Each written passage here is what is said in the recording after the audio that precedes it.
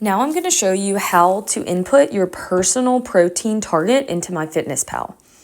You will have to reference step 3 on the protein PDF worksheet that we gave you prior to this module if you forgot your personal protein goal. So make sure you have that handy and written down so you can input it here. We're going to go to more in the bottom right, those 3 dots, and you're going to scroll down to goals. Once you hit goals, you're going to see that second block that says nutrition goals, and it says calorie, carb, protein, and fat.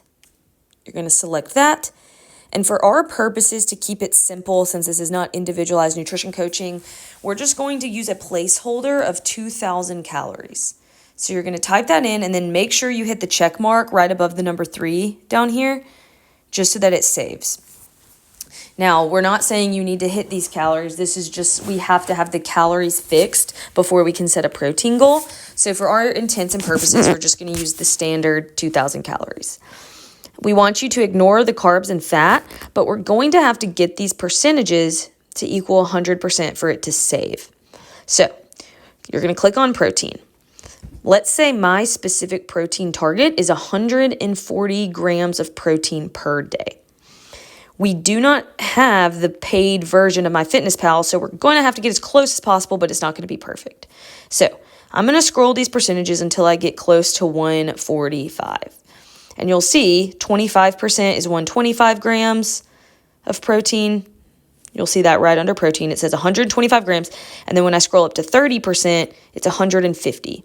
So I want you to round up when possible. So 145 is obviously closer to 150 grams. So that's what I'm going to choose. You'll just have to remember each day your specific target is 145 grams or whatever it is, but we want to get as close as possible.